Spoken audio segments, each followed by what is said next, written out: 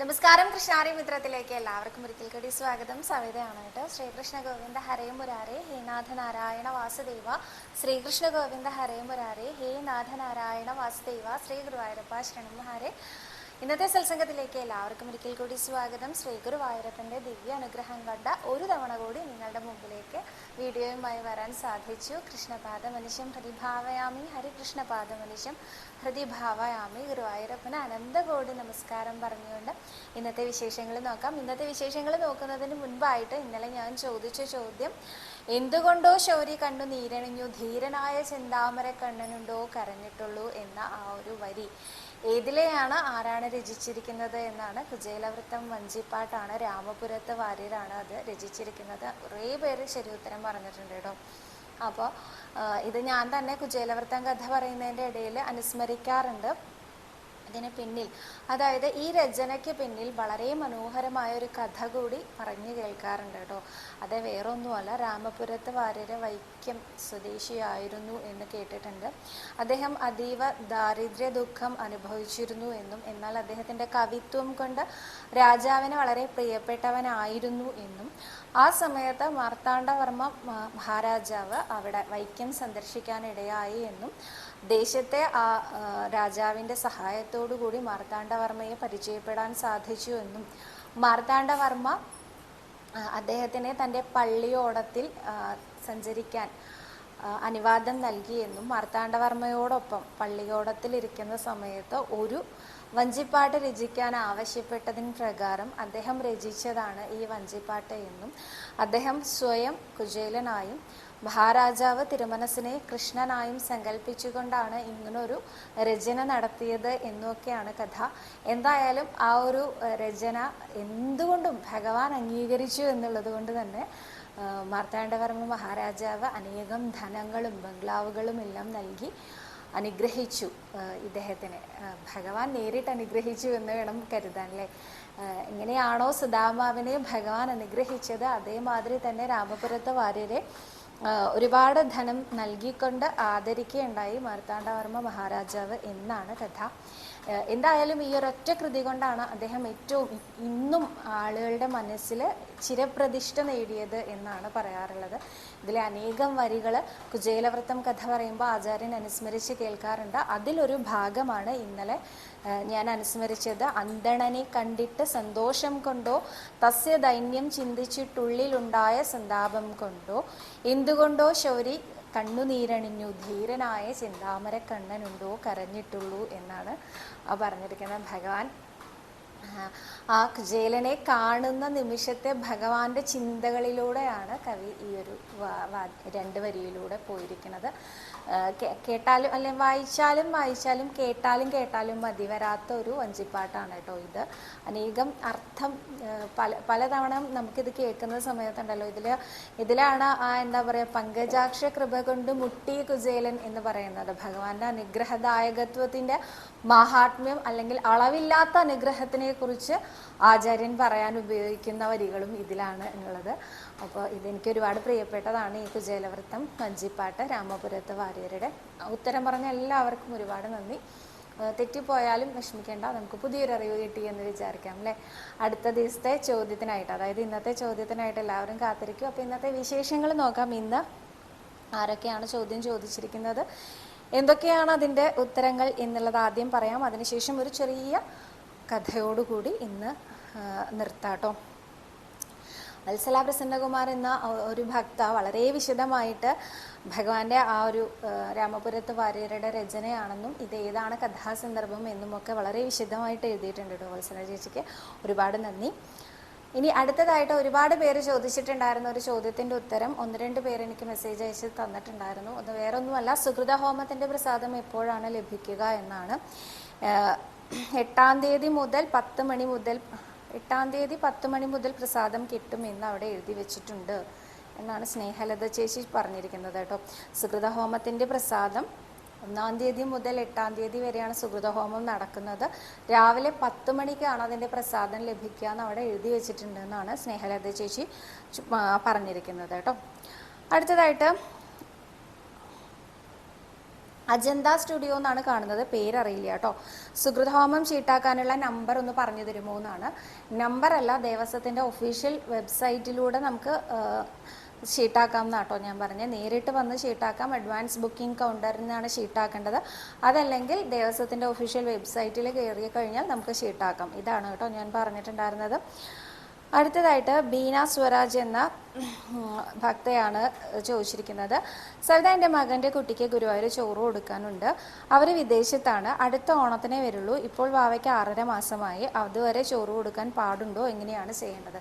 ചോറൂണിന് അങ്ങനെ പ്രത്യേകിച്ച് സമയപരിധി, അതായത് വയസ്സിൻ്റെ പരിധിയില്ല കേട്ടോ. ഏത് പ്രായത്തിലുള്ള ആളുകൾക്കും ചോറ് കൊടുക്കാം. അതായത് കുഞ്ഞായിരിക്കുമ്പോൾ ചോറ് കൊടുക്കാമെന്ന് നേരും, പക്ഷെ പല പല കാരണങ്ങളാൽ അത് തരാവാതെ പോകും. പിന്നീട് കുറച്ച് വലുതായാലായിരിക്കാം അത് ഓർമ്മ വരുന്നതും അത് ചെയ്യണം എന്ന് ആഗ്രഹിക്കുന്നതും. അങ്ങനെയുള്ള ആളുകൾക്കും ഇവിടെ വന്ന് ചോറ് കൊടുക്കാവുന്നതാണ്. സാധാരണ പോലെ തന്നെ ചോറൂണിന് മുൻകൂട്ടി ബുക്ക് ചെയ്യേണ്ട. ആ സമയത്ത് വന്ന് ചോറൂണിൻ്റെ ഷീട്ട് എടുത്താൽ മതി. ചോറ് കൊടുക്കുന്ന ഹാളിൽ തന്നെ ഷീട്ട് കിട്ടും. എന്നാൽ കുട്ടിക്ക് 1 വയസ്സ് വരെ പ്രായമുള്ളപ്പോൾ ചോറ് കൊടുക്കുകയാണെങ്കിൽ മാത്രമാണ് ക്യൂ സംവിധാനത്തിലൂടെ അല്ലാതെ അച്ഛനും അമ്മയ്ക്കും നാലമ്പലത്തിലെ അകത്തേക്ക് കുട്ടിയും കൊണ്ട് തൊഴാൻ സാധിക്കുള്ളൂ. ഏത് പ്രായത്തിൽ ചോറ് കൊടുത്താലും അങ്ങനെ സാധ്യമല്ല കേട്ടോ. അടുത്തതായിട്ട് മഹിത മാധവൻ എന്നൊരു ഭക്തയാണ് ചോദിച്ചിരിക്കുന്നത്. കടങ്ങൾ തീരാൻ എന്ത് വഴിപാടാണ് ചെയ്യേണ്ടത്? ജോലിക്കയറ്റം കിട്ടാനും എന്താണ് ചെയ്യേണ്ടത്? അതുപോലെ തന്നെ ഉച്ചഭക്ഷണം എല്ലാ ദിവസവും ഉണ്ടാവുമോ എന്നാണ് ചോദ്യം. കടങ്ങൾ തീരാനായിട്ട് കുചേലവൃത്തം ചൊല്ലി നമസ്കരിക്കുന്നത് നല്ലതാണ്. അവിൽ ഷീട്ടാക്കുന്നത് നല്ലതാണ് കേട്ടോ. ശ്രീ ഗുരുവായൂരപ്പന് അവിൽ നിവേദ്യമുണ്ട് എല്ലാ ദിവസവും രാത്രിയിൽ അത്താഴ പൂജയ്ക്ക്. അപ്പോൾ അത് ഷീട്ടാക്കണമെങ്കിൽ നേരത്തെ തന്നെ ഷീട്ടാക്കണം കേട്ടോ. അത്താഴ പൂജയ്ക്കാണെങ്കിൽ പോലും രാവിലെ തന്നെ ഷീട്ടാക്കണം. അവിൽ നിവേദ്യം ഷീട്ടാക്കുന്നത് നല്ലതാണ്. അതേപോലെ ജോലിക്കയറ്റം കിട്ടാൻ എന്താണ്? ജോലി സംബന്ധമായിട്ടുള്ള കാര്യങ്ങൾക്കൊക്കെ അഹസ് വഴിപാടാണ് എല്ലാവരും ചെയ്ത് കണ്ടിട്ടുള്ളത്. അങ്ങനെയൊന്നുമില്ല കേട്ടോ. നമുക്ക് ഇഷ്ടമുള്ള വഴിപാട് നേരാം. അങ്ങനെ ഇന്നത് തന്നെ ചെയ്യണമെന്ന് നിർബന്ധമൊന്നുമില്ല. അഹസ് ഷീട്ടാക്കുന്നത് ജോലി സംബന്ധമായിട്ടുള്ള ആവശ്യങ്ങൾക്കാണ് കാണാറുള്ളത്. അഹസിന് 3000 രൂപയാണ് കേട്ടോ. അടുത്തതായിട്ട് ഉച്ചഭക്ഷണം എല്ലാ ദിവസവും ഉണ്ടോ എന്നാണ് മഹിത ചേച്ചിയുടെ ചോദ്യം. ഉച്ചഭക്ഷണം എല്ലാ ദിവസവും ഉണ്ട്. ഉച്ചയ്ക്ക് മാത്രമല്ല കേട്ടോ. ഭഗവാന്റെ ആ ഒരു പ്രസാദങ്ങൾ രാവിലെയും ഉച്ചയ്ക്കും വൈകുന്നേരവും രാത്രിയിലും 4 നേരമാണ് കേട്ടോ ഭഗവാന്റെ ഭക്ഷണം ഉള്ളത്. 3 നേരം പോലും അല്ല, 4 നേരമാണ് ഭഗവാന്റെ ഭക്ഷണം ഉള്ളത്. രാവിലെ 5:30 മണിക്കാണ് തുടങ്ങുക. അത് തൊട്ടിട്ട് ഏകദേശം 9 മണി വരെയാണ്. അതിനുശേഷം പിന്നെ 10 മണി തൊട്ടിട്ട് ചോറ്, അതായത് ഉച്ചഭക്ഷണമാണ്. അതിനുശേഷം വൈകുന്നേരം ഒരു ലഘുഭക്ഷണമുണ്ട്. അതിനുശേഷം രാത്രിയിൽ അത്താഴപൂജയ്ക്ക് ശേഷം ഉണ്ട് കേട്ടോ. അത്താഴപൂജയ്ക്ക് ശേഷമുള്ളത് ഏകാദശിക്കും വാവിൻ്റെയും ദിവസങ്ങളിൽ പതിവില്ല, അല്ലാത്ത എല്ലാ ദിവസങ്ങളിലും ഉണ്ട് കേട്ടോ. അടുത്തതായിട്ട് പ്രമീള നമ്പ്യാർ എന്നൊരു ഭക്തയാണ് ചോദിച്ചിരിക്കുന്നത്. ഗണപതി അമ്പലത്തിൽ തൊഴുതിട്ടാണോ ഗുരുവായൂരപ്പനെ തൊഴാൻ പാടുള്ളൂ എന്നുണ്ടോ? അതോ അവിടെ എത്തിയാൽ ഓടിപ്പോയി കണ്ണനെ കാണാൻ ക്യൂ നിൽക്കാറാണ് പതിവുള്ളത്. പിന്നീടാണ് ഗണപതി അമ്പലത്തിൽ പോകാറുള്ളത്. അതുകൊണ്ട് എന്തെങ്കിലും കുഴപ്പമുണ്ടോ? അങ്ങനെ ഒന്നുമില്ല. ഗണപതി അമ്പലത്തിലെ അതായത് നമ്മളെല്ലാ കാര്യങ്ങളും വിഘ്നേശ്വരനിൽ നിന്നാണ് തുടങ്ങുക എന്നാണല്ലോ പറയുക.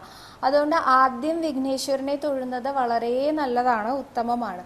എന്നാൽ അങ്ങനെ തന്നെ വേണമെന്ന് നിർബന്ധമൊന്നുമില്ല കേട്ടോ. കാരണം ഇപ്പം നിർമാല്യത്തിന് നിൽക്കുന്ന ആൾക്കാർക്കാണെങ്കിൽ രാവിലെ 5 മണിക്ക് ഗണപതി അമ്പലത്തിൻ്റെ അവിടെ തുറക്കുള്ളൂ. അപ്പോൾ അതിന് മുമ്പ് തൊഴണമെന്ന് വിചാരിച്ചാൽ സാധ്യമല്ല. അപ്പം അങ്ങനെ ഇല്ല. പക്ഷെ ഗണപതി അമ്പലത്തിലും കൂടി തൊഴുതിട്ട് പോകുന്നതാണ് ഉത്തമം. അത്ര മാത്രമേ ഉള്ളൂ കേട്ടോ.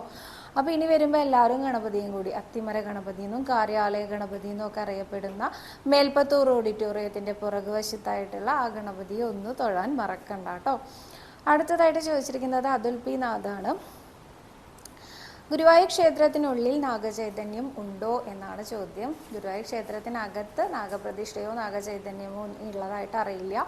നാഗചൈതന്യം ഇല്ല എന്നൊന്നും ഞാൻ പറയില്ല കേട്ടോ. അനന്തൻ്റെ സാന്നിധ്യം എന്തായാലും ഭഗവാൻ എവിടെയാണോ ഉള്ളത് അവിടെ ഉണ്ടായിരിക്കും. പക്ഷെ നാഗപ്രതിഷ്ഠയായിട്ടില്ല.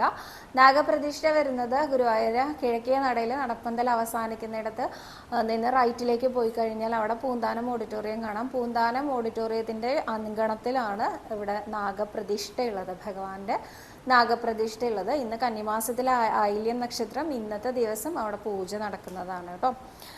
അത് അല്ലാതെ ഗുരുവായൂർ ക്ഷേത്രത്തിനകത്തില്ല.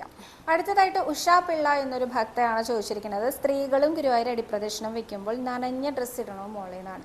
അതായത് ഞാൻ ഇന്നലെ പറഞ്ഞിട്ടുണ്ടായിരുന്നു പുരുഷന്മാർക്കും വേണമെങ്കിൽ അടിപ്രദക്ഷിണം വെക്കാമെന്ന്. ശയനപ്രദക്ഷിണത്തിന് തുല്യമാണ് അടിപ്രദക്ഷിണം എന്നും ശയനപ്രദക്ഷിണത്തിന് പകരമാണ് അടിപ്രദക്ഷിണം ചെയ്യാറുള്ളതും എന്നും പറഞ്ഞിരുന്നു. അപ്പോൾ ശയനപ്രദക്ഷിണം പുരുഷന്മാർ ചെയ്യുമ്പോൾ അവരെപ്പോഴും നനഞ്ഞ ഡ്രസ്സോട് കൂടിയിട്ടാണല്ലോ ചെയ്യുക. അതുപോലെ ചെയ്യണമെന്നാണ് ചോദ്യം. അങ്ങനെയൊന്നുമില്ല കേട്ടോ. അടിപ്രദക്ഷിണം നമുക്ക് എപ്പോൾ വേണമെങ്കിലും ചെയ്യാം. അങ്ങനെ ഈറനോടെ ചെയ്യണമെന്ന് നിർബന്ധമൊന്നുമില്ല. നമ്മൾ സ്ത്രീകൾക്ക് സൗകര്യപൂർവ്വം ചെയ്യാവുന്നതാണ് കേട്ടോ അടിപ്രദക്ഷിണം. അത് പുരുഷന്മാരാണെങ്കിലും ഞാൻ ഇപ്പം ഇന്നലെ പറഞ്ഞതെന്ന് നിങ്ങൾക്ക് വ്യക്തമാവേണ്ടതാണ്. ശരിക്കും ദൂരദേശങ്ങളിൽ നിന്ന് വരുന്ന ആളുകളാണെങ്കിൽ അവർ പ്രിപ്പയർഡ് ആയിരിക്കില്ല ശയനപ്രദക്ഷിണത്തിന്. ഡ്രസ്സൊക്കെ കൊണ്ടുവന്ന് കരുതിയിട്ടുണ്ടോ എന്നൊന്നും അറിയില്ല. അങ്ങനെയുള്ള ആൾക്കാർക്കും അടിപ്രദക്ഷിണം വെച്ച് പോവാറുണ്ട് എന്ന് പറഞ്ഞു. അപ്പം നനഞ്ഞ ഡ്രസ്സ് വേണമെന്ന് ഒരു നിർബന്ധമില്ല. നമ്മൾ അമ്പലത്തിൽ വരുന്നത് തന്നെ ശുദ്ധമായിട്ടാവുമല്ലോ, അപ്പോൾ കുഴപ്പമില്ല കേട്ടോ. അടുത്തതായിട്ട് നന്ദഗോപാൽ ആർട്സ് എന്ന ഐഡിയിൽ നിന്നാണ് ശ്രീ പത്മനാഭസ്വാമി ക്ഷേത്രത്തിൽ തൊഴുന്ന ഒരു വീഡിയോ ഇടാമോ? ഒരുപാട് ഭക്തർക്ക് ഉപകാരമാകും. എനിക്കങ്ങനെ അവിടെ എങ്ങനെയാണ് തൊഴേണ്ടത്, എന്തൊക്കെയാണ് അതിൻ്റെ രീതികൾ എന്നുള്ളതിനെ കുറിച്ച് യാതൊരു ഐഡിയ ഇല്ല. ഞാൻ എല്ലാ വർഷവും പോയി പത്മനാഭസ്വാമിയെ തൊഴാറുണ്ട് എന്നുള്ളത് മാത്രമാണ് എനിക്കറിയുള്ളൂ. നിങ്ങളൊക്കെ പോകുന്ന പോലെ ഞാനും പോവാറുണ്ട്. അവിടുത്തെ ക്യൂ സംവിധാനത്തിൽ കയറാറുണ്ട്, തൊഴാറുണ്ട്. ക്യൂ നിൽക്കാതെയും ഇടയ്ക്ക് തൊഴാൻ തരാവാറുണ്ട്. അപ്പോൾ അതല്ലാതെ എനിക്ക് അവിടെ എങ്ങനെയാണ് സിസ്റ്റം എന്നൊന്നും കൃത്യമായിട്ട് അറിയില്ല കേട്ടോ. ഞാൻ ഈ ഗുരുവായൂർ ജനിച്ച് വളർന്ന ആളാണ് എന്നുള്ളത് കൊണ്ടാണ് കുറച്ച് കാര്യങ്ങളൊക്കെ ഗുരുവായൂരിനെ കുറിച്ച് എനിക്ക് പറയാൻ പറ്റുന്നത്. അത് മുഴുവനായിട്ടൊന്നും എനിക്കും അറിയില്ല കേട്ടോ. അറിയുന്ന കുറച്ച് കാര്യങ്ങളൊക്കെ നിങ്ങളിലേക്ക് എത്തിക്കാൻ സാധിക്കുന്നുണ്ടെങ്കിൽ ഗുരുവായൂരപ്പൻ്റെ അനുഗ്രഹം, പൂർവ്വജന്മ സുകൃതം, കാരണവന്മാരുടെ പുണ്യം, അങ്ങനെ എന്തെങ്കിലും ഒക്കെ റീസൺ അതിന് പിന്നിലുണ്ടായിരിക്കും. അതല്ലാതെ എനിക്ക് മറ്റ് മഹാക്ഷേത്രങ്ങളെക്കുറിച്ചൊന്നും വലിയ ധാരണയില്ല കേട്ടോ. എനിക്ക് വലിയ ഇഷ്ടമാണ് പത്മനാഭസ്വാമിയെ തൊഴാനേ ഉള്ളൂ.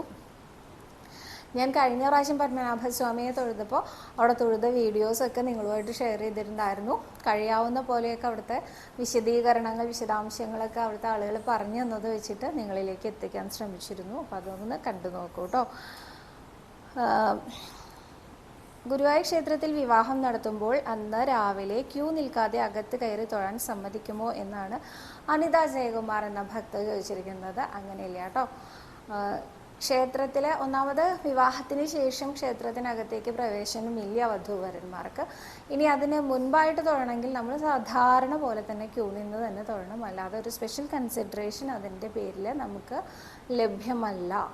കാരണം വരനും വധുവും കൂടി ഒരുമിച്ച് അതിന് മുൻപായിട്ട് തൊഴുക എന്ന് പറഞ്ഞാൽ അത് ശരിക്കും അങ്ങനെയൊക്കെ ഒരു സിസ്റ്റം വേണ്ടതാണല്ലേ. എന്തായാലും ഇവിടെ അങ്ങനെ ഇല്ല കേട്ടോ. കുറേ അധികം വിവാഹങ്ങൾ നടക്കുന്ന ഒരു സ്ഥലമായതുകൊണ്ടായിരിക്കാം അങ്ങനെ ഒരു സംവിധാനം ഇവിടെ ഇല്ല. അപ്പോൾ ഇന്ന് അത്രയും ചോദ്യങ്ങളേ ഉള്ളൂ. കൂടുതൽ ചോദ്യങ്ങൾ നിങ്ങൾ ചോദിക്കൂ, അതിനനുസരിച്ച് ഞാൻ ഉത്തരവുമായി വരാം. ഇനി ഇന്നത്തെ കഥയിലേക്ക്. അപ്പോൾ ഇന്നത്തെ എൻ്റെ ചോദ്യം വരുന്നത് ഗുരുവായൂർ ക്ഷേത്രത്തിലെ ഉത്സവം കൊടിയേറുന്നത് എന്നാണ് 2026 ഉത്സവം കൊടിയേറ്റം എന്നാണ് എന്നല്ല കേട്ടോ. ഗുരുവായൂർ ക്ഷേത്രത്തിലെ ഉത്സവം ഏത് ദിവസമാണ് കൊടിയേറ്റം, എത്ര ദിവസം നീണ്ടു നിൽക്കുന്ന ഉത്സവമാണ് ഗുരുവായൂരപ്പൻ്റേത് എന്നതാണ് ചോദ്യം. ഇന്നത്തെ കഥയും ഉത്സവത്തിനോടനുബന്ധിച്ചുള്ള ഒരു കഥയാണ്. എല്ലാ വർഷവും ഉത്സവത്തിന് ആറാട്ട് ദിവസം ഗുരുവായൂരപ്പൻ്റെ ആ പുറത്തേക്കുള്ള എഴുന്നള്ളിപ്പുണ്ട് കേട്ടോ. ഗ്രാമപ്രദക്ഷിണം എന്ന് പറയും. ഈ ഗ്രാമപ്രദക്ഷിണത്തിനായിട്ട് ഭഗവാൻ പുറത്തേക്ക് എഴുന്നള്ളുന്ന സമയത്ത് ആനയും ഉത്സവവും ഭയങ്കരമായിട്ട് കൊട്ടും വാദ്യവും ഒക്കെ ആയിട്ട് നല്ല രസമാട്ടോ കാണാൻ. എന്തായാലും ഈ കൊട്ടും വാദ്യങ്ങളും മേളങ്ങളും എല്ലാം വടക്ക് വശത്തെത്തുന്ന സമയത്ത്, അല്ലെങ്കിൽ വടക്ക് പടിഞ്ഞാറ് വശത്തെത്തുന്ന സമയത്ത് ഒരു നിമിഷം ആ കൊട്ടെല്ലാം നിർത്തി രണ്ടാമത് തുടങ്ങലുണ്ട് കേട്ടോ. ആ നിർത്തുന്ന സമയത്ത് സങ്കടമില്ല സങ്കടമില്ല സങ്കടമില്ല എന്ന് 3 തവണ കണ്ടിയൂർ പട്ടത്തെ നമ്പീശൻ വന്ന് പറയണം. എന്നാലേ ഭഗവാൻ മുന്നോട്ട് നീങ്ങുള്ളൂ. അങ്ങനെ ഒരു ആചാരം ഇന്നും നടക്കുന്നുണ്ട് കേട്ടോ. അതിൻ്റെ പിന്നിലെ കഥയാണ് ഇപ്പോൾ പറയാനുള്ളത്. പണ്ട് ഗുരുവായൂരപ്പൻ്റെ ആ ഒരു ഭൂമിയിൽ നിന്ന്, ദേവസ്വം വകയുള്ള ഭൂമിയിൽ നിന്ന് പാട്ടപ്പിരിവ് നടത്തിയിരുന്നു കേട്ടോ. ദേവസ്വത്തിലേക്ക് വരാനുള്ള തുകയെല്ലാം പിരിച്ചെടുക്കുന്ന ഒരു ഉദ്യോഗസ്ഥനുണ്ടായിരുന്നു ഗുരുവായൂരപ്പന്. ആ ഉദ്യോഗസ്ഥൻ ഒരു കണ്ടിയൂർ പട്ടത്തെ നമ്പീശനായിരുന്നു കേട്ടോ. ആ നമ്പീശൻ വളരെ കണിശക്കാരനായിരുന്നു. ആരെയും, അതായത് ഇപ്പം സാധാരണഗതിയിൽ ഒരു പൊതു മുതലാണ് എന്ന് തോന്നുന്നുണ്ടെങ്കിൽ അത് കാട്ടിലെ തടി തേവരുടെ ആന എന്ന് പറഞ്ഞ പോലെ എല്ലാവരും അതിൽ നിന്ന് എന്തെങ്കിലുമൊക്കെ ബെനിഫിറ്റ് എടുക്കാൻ ശ്രമിക്കും അല്ലേ. പക്ഷേ അങ്ങനെയൊന്നും ചെയ്യാതെ ഇത് ഗുരുവായൂരപ്പൻ്റെ മുതലാണ്, ഇത് ഗുരുവായൂരപ്പനിലേക്ക് വന്ന് ചേരേണ്ടതാണ്, അല്ലെങ്കിൽ ദേവസ്വം കൈകാര്യത്തിന് വേണ്ടി വന്ന് ചേരേണ്ടതാണ് എന്നുള്ള ആ ഒരു ബോധത്തോടു കൂടി ഗുരുവായൂരപ്പൻ്റെ പാട്ടപ്പിരിവിനായിട്ടായിരുന്നു ഈ നമ്പീശൻ നിയോഗിക്കപ്പെട്ടിരുന്നത്. അദ്ദേഹം അത് വളരെ കൃത്യനിഷ്ഠയോടുകൂടി ചെയ്തിരുന്ന ഒരു കാര്യവുമായിരുന്നു. അതുകൊണ്ട് തന്നെ അദ്ദേഹത്തിനോട് എതിരഭിപ്രായമുള്ള അനേകം ആളുകൾ ഉണ്ടായിരുന്നു. അതായത് ഒരു വിട്ടുവീഴ്ചയ്ക്കും തയ്യാറല്ല, കുറച്ചൊന്ന് കൈമടക്ക് കൊടുത്താൽ അദ്ദേഹം നമ്മളുടെ ആളായി മാറുന്നില്ല, അദ്ദേഹത്തിന് കൃത്യമായി പാട്ടപ്പിരിവാണ് വരുന്നതെങ്കിൽ അദ്ദേഹത്തിന് കൊടുത്തിരിക്കണം, അങ്ങനെയാണ് അതിൻ്റെ ഒരു സമ്പ്രദായം, അദ്ദേഹത്തിൻ്റെ ഒരു സമ്പ്രദായം. അപ്പം അതുകൊണ്ട് തന്നെ അദ്ദേഹത്തിനെ മുന്നോട്ട് പോകാൻ അനുവദിക്കരുത്, തീർത്ത് കളയണം എന്ന് ഒരു കൂട്ടം ആളുകൾ വിചാരിച്ചു. അങ്ങനെ അദ്ദേഹത്തിനെ അപായപ്പെടുത്തി കുറച്ച് പേര് ചേർന്ന് അദ്ദേഹത്തിനെ തല്ലിക്കൊന്നു എന്ന് തന്നെയാണ് ആചാര്യൻ അനുസ്മരിച്ച് കേൾക്കാറുള്ളത് കേട്ടോ. ആ ഒരു സമയം അത് ഗുരുവായൂർ ക്ഷേത്രത്തിലെ ആറാട്ടിനായിട്ട് ഗ്രാമപ്രദക്ഷിണം നടന്നുകൊണ്ടിരിക്കുന്ന സമയത്തായിരുന്നു ഈ ഒരു ദുഃഖ വാർത്ത അറിയാനിടയായത്.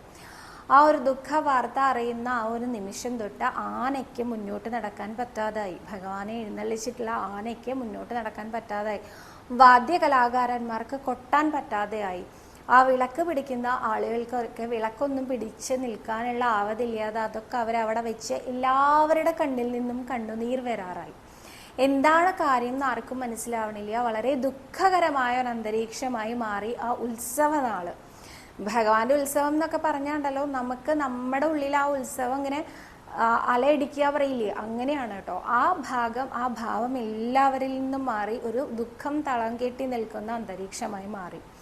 ഈ സമയത്ത് അനേകം ആചാര്യന്മാർ ചേർന്ന് എന്തുകൊണ്ടാണ് ആനയ്ക്ക് നടക്കാൻ പറ്റാത്തത്, എന്തുകൊണ്ടാണ് ആ മേളം മുറുകാത്തത്, എന്തുകൊണ്ടാണ് ഉത്സവം മുന്നോട്ട് പോവാത്തത് എന്നറിയാനായിട്ട് ഒരു പ്രശ്നചിന്ത നടത്തുകയും അപ്പോൾ ഇതുപോലെ ഒരു ദുഃഖം വരാനിടയായി. അതുകൊണ്ട് ആ കുടുംബത്തിൽ നിന്ന് ആരെങ്കിലും വന്ന് സങ്കടമില്ല എന്ന് പറഞ്ഞാൽ മാത്രമേ ഗുരുവായൂരപ്പനിന് ഉത്സവം നടത്താൻ സാധിക്കുള്ളൂ എന്നൊരവസ്ഥ ഉണ്ടായി എന്നും, അങ്ങനെ ആ കുടുംബത്തിനെ ദേവസ്വം ഏറ്റെടുക്കുകയും ആ കുടുംബത്തിന് അടുത്ത തലമുറയ്ക്ക് തൊട്ട് ജോലി കൊടുക്കാമെന്നും കഴിഞ്ഞുകൂടാനുള്ളത് നൽകാമെന്നും എല്ലാം പറഞ്ഞ് ദുഃഖമില്ല എന്ന അവസ്ഥയിൽ അവരെ ഇവിടെ കൊണ്ടുവന്ന് മുങ്ങിക്കുളിച്ച് ഗുരുവായൂരപ്പൻ്റെ മുമ്പിൽ വന്ന് ദുഃഖമില്ല ദുഃഖമില്ല ദുഃഖമില്ല എന്ന് 3 തവണ പറയിപ്പിച്ചു എന്നും അതിനുശേഷം മാത്രമാണ് ഉത്സവം മുന്നോട്ട് പോയത് എന്നും ആ എഴുന്നള്ളത്ത് മുന്നോട്ട് നീങ്ങിയത് എന്നുമാണ് കഥ.